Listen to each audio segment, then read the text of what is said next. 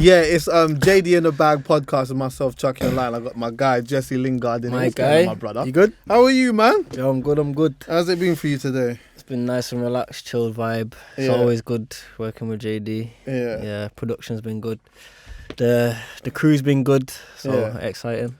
For those who don't know, who's just listening to this, obviously, Jesse's had a bunch of things to do throughout the day. So he's come chat with me. We're going to have a little talk about some music and whatnot. Because you know what, yeah? You are a person who evidently is very in tune with, like, just the musical side of your personality. Mm-hmm.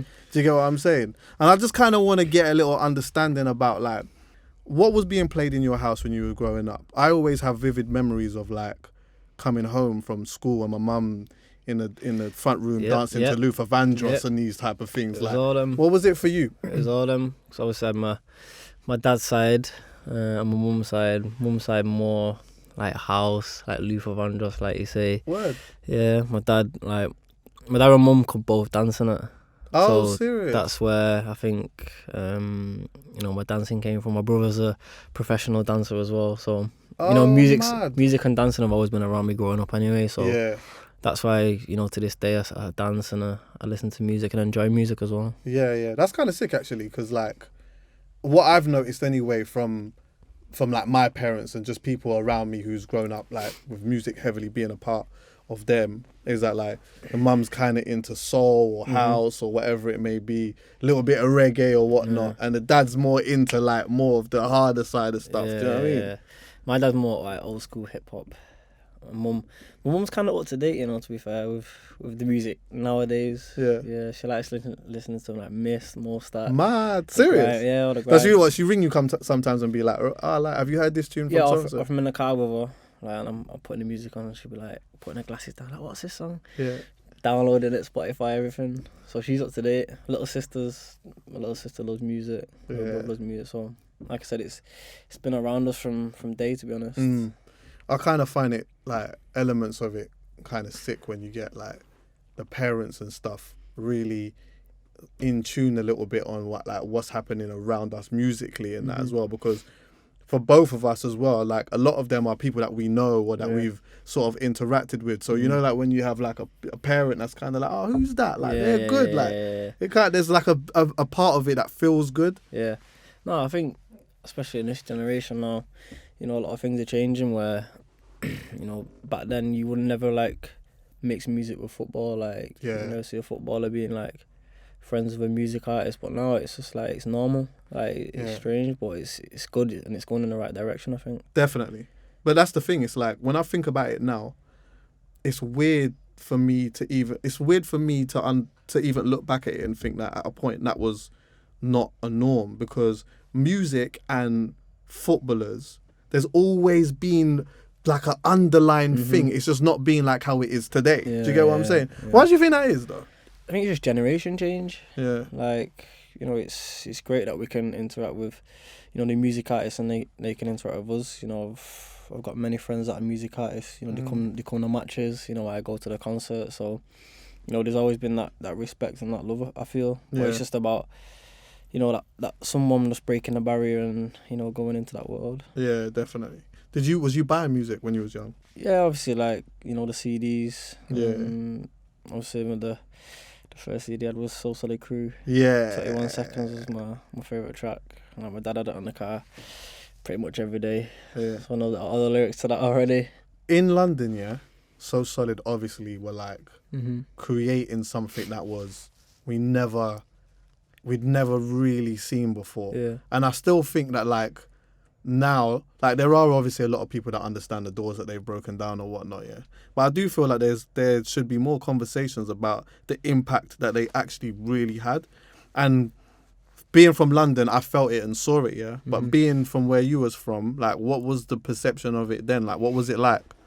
Well, obviously them being in London, to make it big, to get on CDs and have it playing, all over England is obviously massive for them. So that's an impact change already. I mean, I was listening to it when I was like 11 years old. Yeah. And knowing lyric for lyric. So, that can obviously, I think in music you start off trends, and I think they did that. Did you have a favourite member of like of So Solid?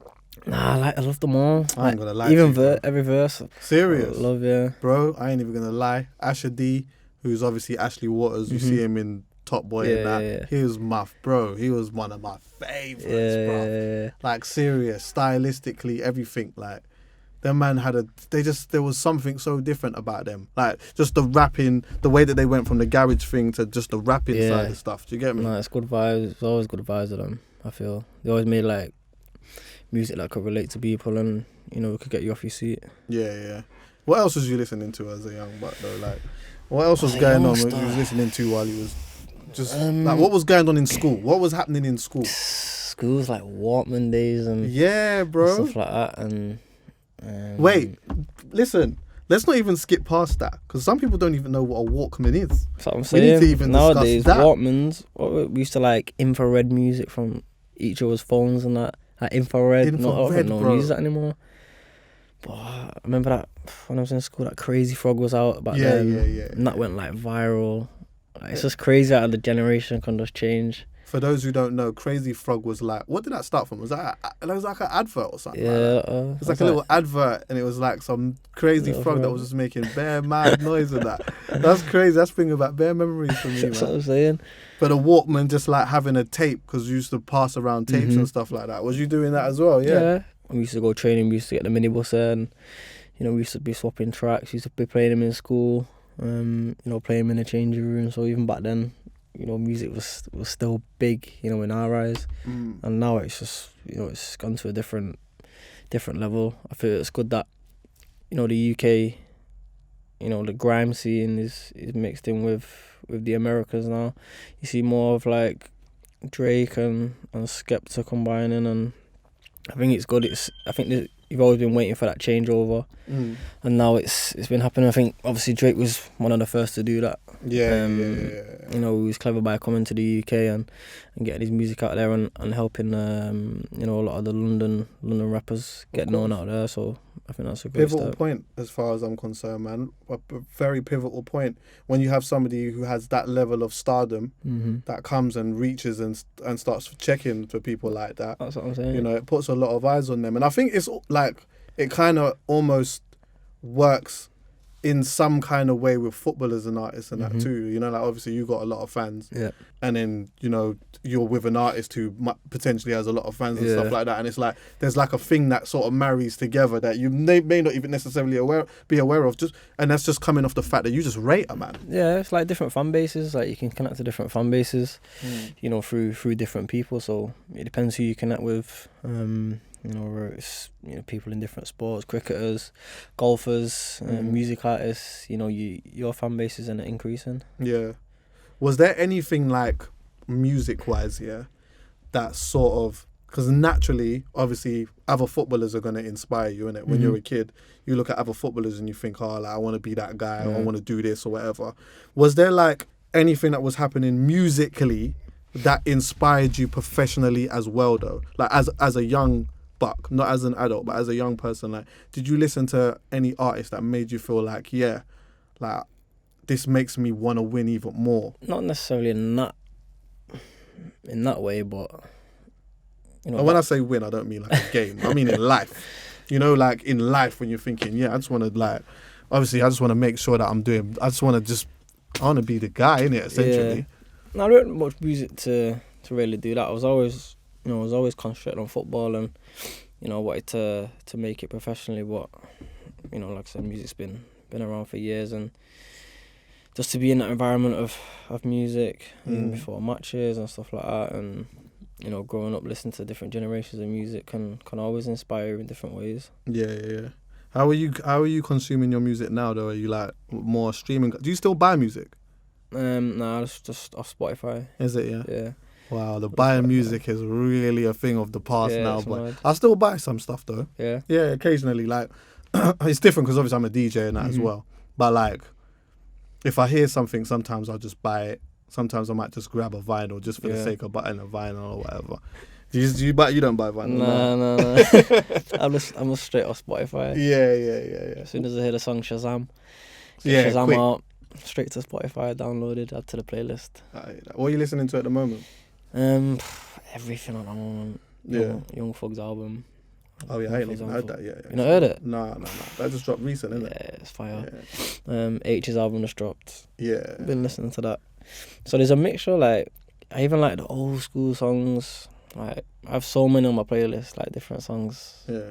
Like you never think, oh, you don't listen to that. Yeah. But, like deep down I do. Like when I'm in the car on my own, a little bit of Vanessa Carlton. Yeah. Well, you gotta take it back.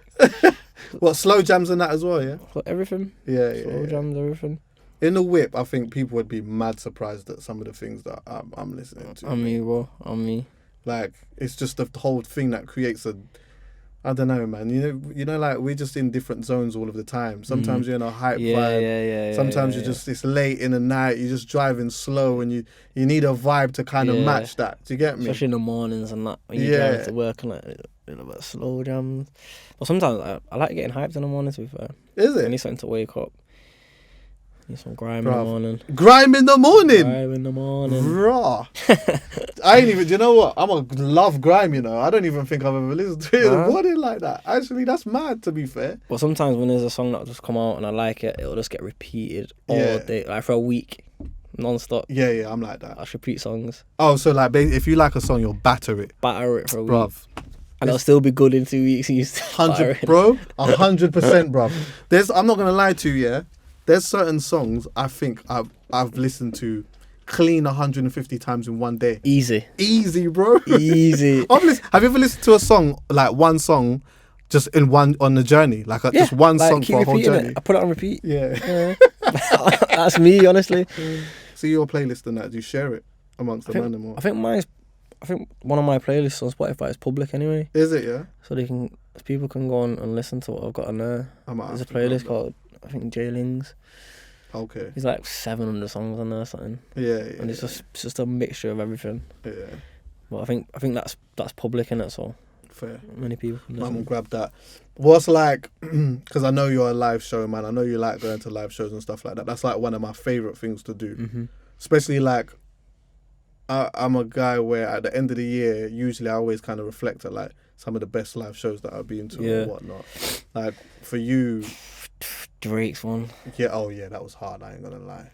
That was a madness. That one. The production that they put on that, with the car flying around and all of that, like the scorpions on the floor. Look, remember, like it come as look like an iPhone. Yeah. On the floor. And the basketball court. The basketball was good. That's clever. Getting a fan on. Yeah. Interaction. I think that's always good. Giving away like 50 bags or something like that. To make the half court shot. Yeah, exactly. I wanted to do it, man. Can you play? Not really. A little bit. Yeah. Hit a couple of threes. Yeah. But under pressure, you might have been able to do a thing. Imagine that, bro. Nah, I don't know, you know. I think I've enjoyed that moment, you know. Yeah. That was a good live show, though, to be honest with you. I think, like, the production on that was cold. The way that he delivered. I think, like, it's not easy being on a stage, you know, and running up and down for 2 hours and that. No, because everyone's just looking at you as well. Yeah. Like, there's no one else. Maybe a couple of dancers and that, but you're like the main guy everyone's looking at. Did you see Dave's? I know Dave was around. Nah. That's it's difficult with us sometimes because obviously, like, we have matches and stuff, so, you know, we're normally in a hotel day for a match, so concerts on like a Saturday or the concerts on a Friday, we won't be able to make it, so it needs to be like 3 days. But I think.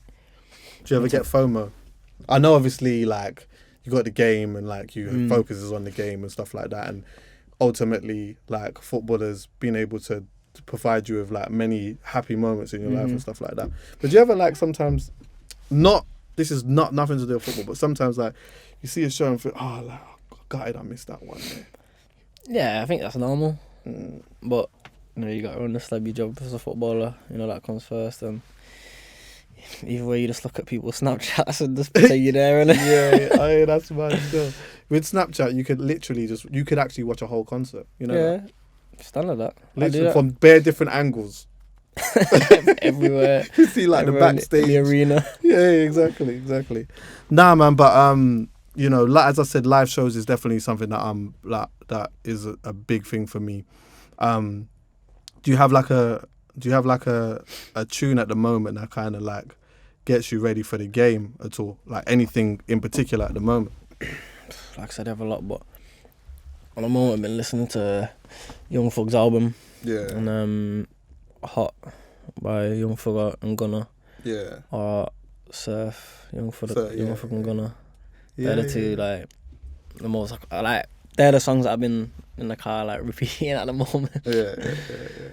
Like normally we have like Ashley Young's DJing in the dressing room before a match. Oh, okay. So he puts like a mixture of songs on, like grime, house, R&B, hip hop. So there's a mixture. Does anyone else get a say, or is it just like is that just his role? Yeah, it's his role. So the night before the match, he'll be on his laptop, like putting all the songs on and stuff like that. Doesn't anyone ever say, bro, this one's not even really cutting it, bro? I'm not even gonna lie, bro. I think you've taken your foot off the gas today. No, I think he puts certain songs in for like different people. Okay. Like we have a lot of Spanish players, so we put a couple of Spanish songs in there. Yeah. A lot of R&B, house music. So it's a mixture. See, like the dancing side, because you did say that like both of your parents were dancers or whatever, yeah. Like, and I know that football has always been the predominant thing in your life or whatever, yeah. When did you incorporate or start incorporating the dancing with your football? Like, when did that actually start? Did that start from when you was like 11? Nah, not that young. I don't think. The first time. Nah, how you gonna? The first time was in a reserve match.